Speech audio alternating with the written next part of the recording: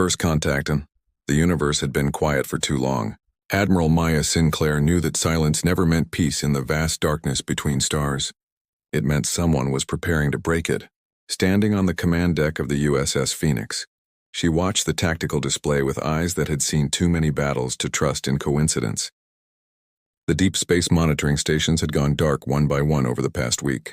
Now she knew why. 43 ships materialized at the edge of the solar system like demons stepping out of shadow. Each vessel was a masterpiece of alien engineering, their crystalline hulls reflecting starlight in patterns that hurt human eyes to follow. The smallest of them dwarfed Earth's most ambitious battlecruiser. They moved with perfect synchronization, a predator pack that had hunted together for millennia. "Admiral, we're being scanned," Lieutenant Commander James Park reported from his station. His voice remained steady, but Maya could see his hands trembling slightly over his console. "Whatever they're using, it's going right through our shields like they're not even there." Maya nodded slowly. She had been preparing for this moment her entire career, though she had hoped it would never come. First contact with an alien civilization, not the peaceful exchange of knowledge that scientists had dreamed of, but something far older and more primal. "The strong testing the weak. Open all channels," Maya commanded. "Let's see what they want."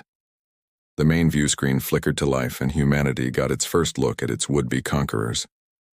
The being that appeared was humanoid in the loosest sense of the word. Supreme Executor Korthax stood 9 feet tall, his body covered in scales that shifted between deep purple and midnight black. 4 arms ended in hands that each had 6 fingers, and his face was dominated by 3 eyes arranged in a triangle. When he spoke, his voice carried the weight of absolute authority. "Inhabitants of the 3rd planet, I am Supreme Executor Korthax of the Galactic Dominion. Your system has been selected for integration into our empire. This is not a negotiation. You have 72 of your hours to prepare for the transition of power. Resistance will result in the complete sterilization of your world." The transmission ended before Maya could respond. Around her, the bridge crew sat in stunned silence. In those few seconds, humanity's place in the universe had changed forever. They were no longer alone and they were no longer free. "Get me the president," Maya said quietly, "and mobilize everything we have." The emergency session of Earth's United Defense Council convened within the hour. President Elena Rodriguez led the meeting from Geneva, her face grave on the secure monitors. Representatives from every major nation were present, along with the heads of Earth's military forces. Maya briefed them on the situation, not sugarcoating the reality they faced. "Their technology is at least 3 centuries ahead of ours," Maya reported. "Our best weapons might scratch their paint. Our shields won't stop whatever they're using. In conventional combat, we'll last maybe 10 minutes. General Chen from the Chinese Space Force leaned forward. "Then we don't fight conventionally. Humanity didn't survive this long by fighting fair when the odds were against us." "What are you suggesting?" President Rodriguez asked. "We make the cost of taking Earth so high that they decide we're not worth it," Chen replied. "Every man, woman, and child becomes a potential fighter. Every ship, military or civilian, becomes a weapon. We turn our entire planet into a fortress." Maya found herself nodding. It was insane, but it was the kind of insane that humans excelled at. "We have 72 hours. If we're going to do this, we need to start now." The next 3 days transformed Earth in ways that would have taken decades under normal circumstances. Every spacecraft capable of carrying a weapon was retrofitted for combat. Mining ships were loaded with nuclear warheads. Cargo haulers became ramming vessels. Even luxury cruise liners were converted into explosive-laden missiles. The entire planet mobilized with a unity born of desperation. Maya spent those hours coordinating the impossible. She barely slept, sustained by stimulants and the knowledge that everything depended on what happened next. Her plan was simple in its audacity. They couldn't match the Dominion's technology, but they could show them something the Empire had likely never encountered before. A species that would rather die free than live as slaves. When the 72 hours expired, Korthax appeared on every screen on Earth simultaneously. His 3 eyes gazed down at humanity with the dispassionate interest of a scientist studying insects. "Your time has ended. Send your leaders to these coordinates to formally surrender your world. Any delay will be considered an act of defiance and met with immediate consequences." Maya stood on the bridge of the Phoenix, now positioned at the front of Earth's cobbled-together defense fleet. She opened a channel to respond, knowing that her next words would either doom or define humanity. Supreme Executor Korthax, this is Admiral Maya Sinclair of Earth.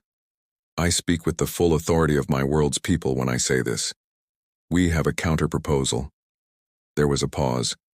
On the screen, Korthax's scales shifted to a lighter shade, perhaps indicating surprise. You are in no position to make proposals, Primitive. Maya smiled, though there was no humor in it. That's where you're wrong. You see, you've given us 72 hours to think about your offer. We've decided we'd rather make you a different one.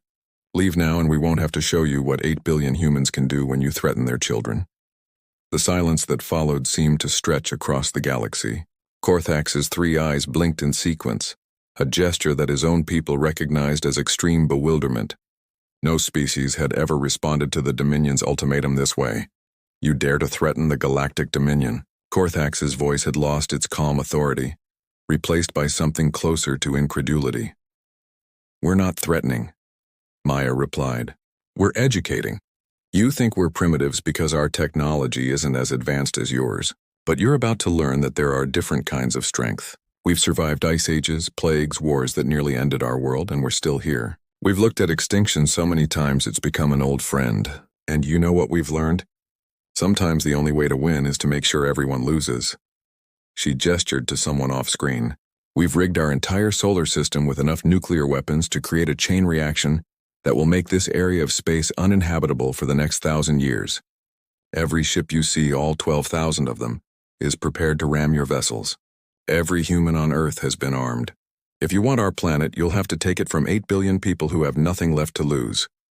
This is madness, Korthax said, his scales now shifting through rapid color changes that indicated extreme agitation. No, Maya said quietly. This is humanity. We don't kneel, not to you, not to anyone. So here's our proposal. You leave and you mark this system as off-limits to your dominion. In return, we don't turn this entire sector into a graveyard. You have 1 hour to decide. The transmission ended, leaving both fleets facing each other in the cold silence of space. On the Phoenix, Maya's crew watched her with a mixture of awe and terror. They had just threatened the most powerful force in the known galaxy with mutual annihilation. Admiral, Park whispered, do we really have the solar system rigged to explode? Maya turned to look at him, her expression unreadable. Would you bet 8 billion lives on finding out if I'm bluffing? As the minutes ticked by, smaller Dominion ships began moving, adjusting their positions. Were they preparing to attack or retreat? Maya stood perfectly still, projecting confidence she didn't entirely feel. Everything depended on Korthax believing that humans were crazy enough to follow through on their threat. With 5 minutes remaining, a new transmission came through. Korthax appeared again, but something in his bearing had changed. The absolute authority was still there, but it was tempered with something else. Respect, perhaps, or maybe just caution. Admiral Sinclair, he began, his tone measured.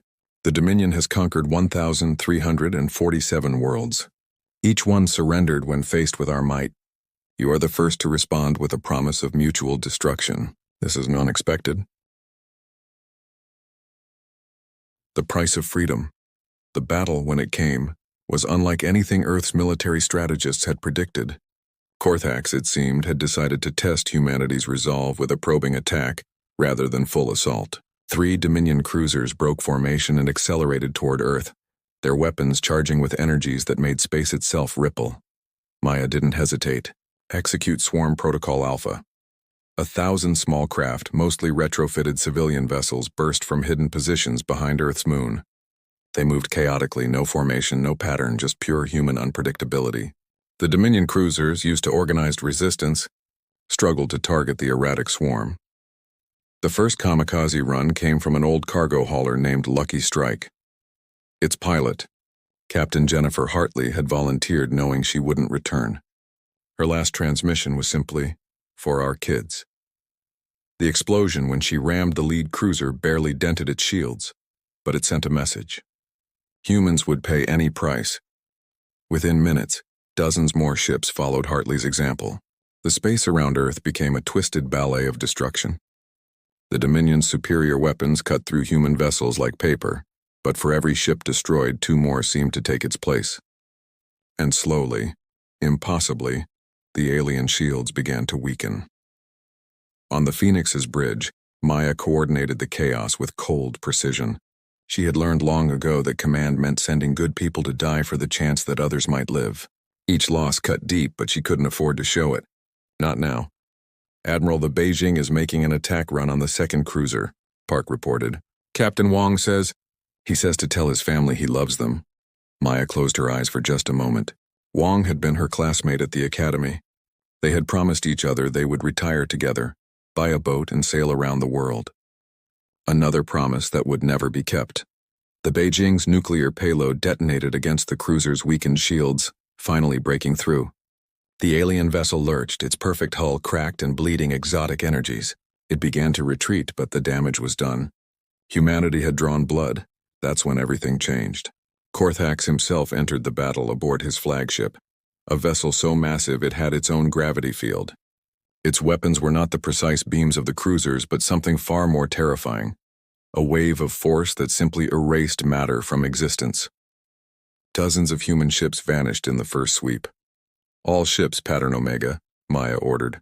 This was their last desperate gambit. Every remaining human vessel fired everything they had, not at the Dominion ships, but at specific coordinates in empty space. The aliens, confident in their superiority, didn't understand until it was too late. The humans weren't trying to hit them directly. They were creating a debris field. Thousands of nuclear explosions detonated simultaneously, not close enough to damage the Dominion ships, but creating a cloud of radioactive particles and electromagnetic interference. The alien sensors, so advanced they could scan through planets, suddenly went blind. In that moment of chaos, a single ship moved through the interference. It was small, barely a shuttle piloted by someone who had trained their entire life for this moment.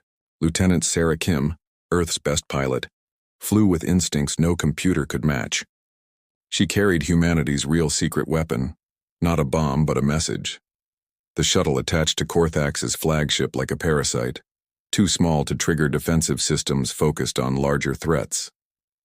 The message it carried uploaded directly into the Dominion's communication network, spreading to every ship in their fleet before they could stop it. It was every piece of art humanity had ever created. Every song, every painting, every poem, every expression of love, loss, hope, and defiance. Billions of human voices telling their stories, showing their dreams, proving that they were more than just another species to be conquered. They were people with families, with futures, with the right to determine their own destiny. The battlefield fell silent. The debris cloud began to clear, revealing both fleets frozen in a moment of mutual uncertainty. Then Korthax's flagship sent a single transmission request directly to Maya. This time, when Korthax appeared, he was not on his bridge but in what appeared to be a private chamber. His three eyes studied Maya with an intensity that felt almost physical. "Your species is insane," he said finally. "Yes," Maya agreed simply. "You would truly destroy yourselves rather than submit?" "Every single one of us." Korthax was quiet for a long moment. When he spoke again, his voice carried something it hadn't before. Genuine curiosity. "Why?" Maya thought about all the people who had died in the last hour. About Jennifer Hartley and Wong and thousands of others who had given everything for this moment. Because freedom isn't just about living. It's about choosing how we live. And if the choice is between kneeling and dying on our feet, humans will choose to stand every single time. "The Dominion has ruled for 10,000 years, Korthax said. "We have never encountered this. Defiance, yes. Resistance, certainly. But this willingness to embrace annihilation rather than surrender, it is not logical." "Love isn't logical," Maya replied. "Neither is hope, or courage, or any of the things that make us human. We're not logical creatures, Supreme Executor. We're emotional, irrational, and stubborn beyond reason. And that's what makes us dangerous." Korthax's scales shifted through colors Maya couldn't interpret. "You killed 3,000 of my warriors. You threatened our children," Maya countered. 3,000 is us being restrained." Another long silence. Then, impossibly, Korthax made a sound that might have been laughter. "Admiral Sinclair, the Dominion makes decisions based on cost versus benefit. The cost of taking Earth, it seems, would be higher than any benefit we might gain. Your world is more trouble than it's worth." Maya felt her legs nearly give out from relief, but she kept her expression neutral. "So you'll leave?" "We will withdraw," Korthax confirmed. "But know this, the galaxy is watching. What happened here will be known on 1,000 worlds. Some will see you as heroes. others as a threat to be eliminated. Your victory today may have earned you greater enemies tomorrow. We'll deal with tomorrow when it comes, Maya said. Today we're free. Korthak studied her one last time. Perhaps one day when your species is ready, we might meet again. Not as conqueror and conquered, but as equals. Your message, the one your pilot delivered, it showed us something we had forgotten. That strength comes in many forms. The transmission ended. On the tactical display, the Dominion fleet began to move away, their perfect formation breaking apart as they entered hyperspace one by one. Within minutes, only debris and the wreckage of human ships remained as evidence of the battle. Maya finally allowed herself to sink into her command chair. Around her, the bridge crew began to cheer, then cry, then hold each other as the reality sank in. They had done the impossible. They had faced down a galactic empire and lived. Admiral, Park said quietly, tears streaming down his face. What do we do now? Maya looked out at the stars, seeing them differently than she had just hours before. They were no longer distant lights but potential allies, enemies, opportunities. Humanity had announced itself to the universe in the most dramatic way possible. Now we rebuild, she said. We honor our dead. And we prepare. Because Korthax was right about one thing. The galaxy is watching. And we just showed them that humans don't kneel. 3 months later, Earth received its first diplomatic communication from another alien civilization. The Althari Collective, longtime enemies of the Dominion, wanted to open trade negotiations. They had heard about the small planet that had stood up to the Empire and survived. Maya, now promoted to Fleet Admiral and Earth's first ambassador to galactic affairs, read the message with a slight smile. The Althari's opening words were telling, "To the humans who would rather die than kneel, we offer friendship to those who stand." The age of humanity cowering on one small world was over. The age of humans taking their place among the stars had begun. And they would meet whatever came next the same way they had met the Dominion, standing tall, refusing to kneel, and ready to pay any price for their freedom. The galaxy would learn what Earth had proven. Humans were not subjects to be ruled. They were a force to be reckoned with.